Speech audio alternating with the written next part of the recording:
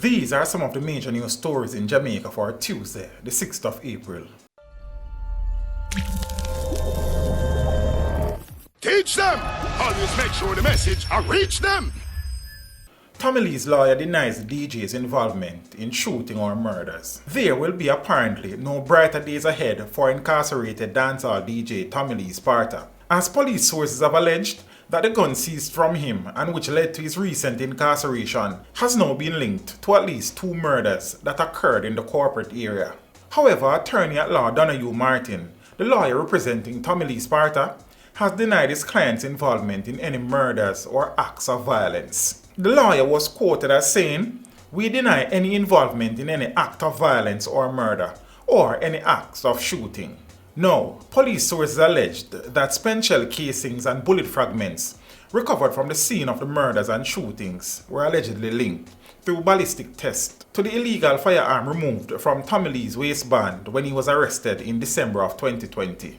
In addition to the 2 murders, the firearm has also allegedly been connected to 3 cases of shooting with intent. Tommy Lee's conviction on the gun charge was his first, but it followed several run-ins with the law over the last 6 years.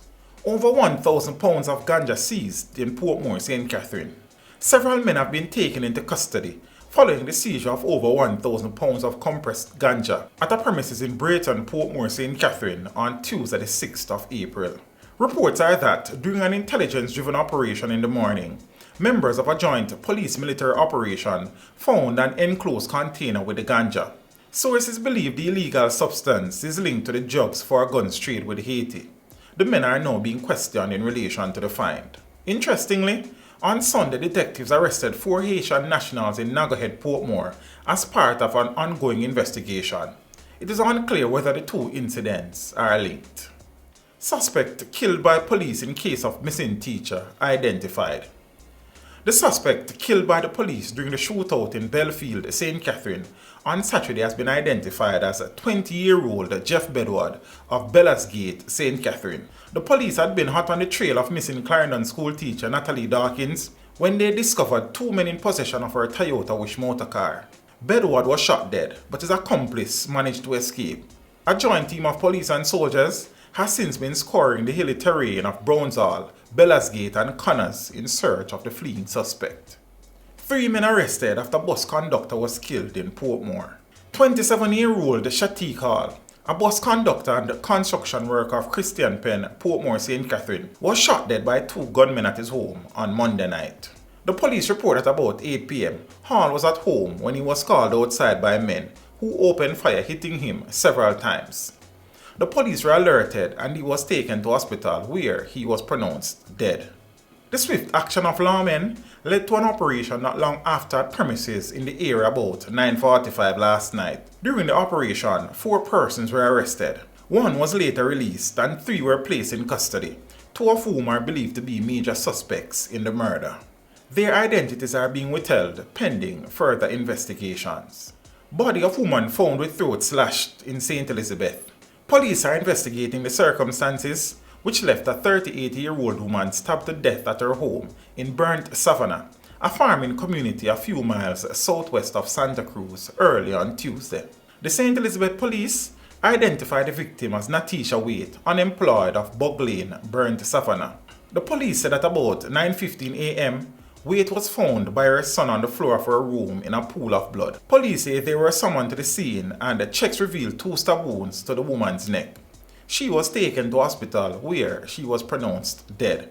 The Santa Cruz Criminal Investigation Branch is investigating. Main suspect in cop's murder killed in Waterford, Portmore.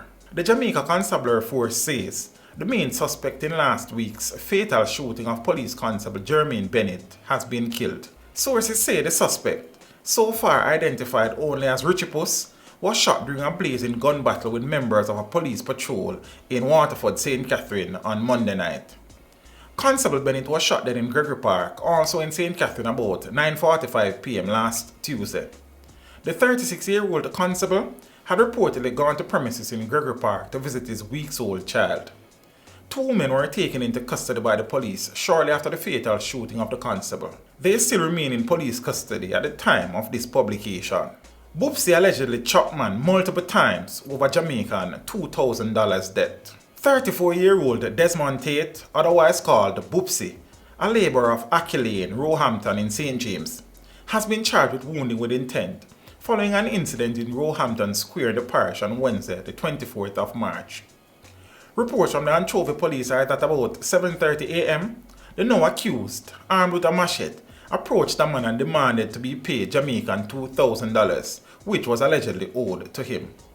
The man tried to escape his assailant, but the now accused reportedly used the machete to inflict several wounds to the man's body.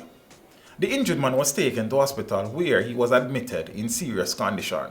On the 31st of March, the now accused attended the Anchovy police station to make a report and was arrested. He was subsequently charged on the 3rd of April.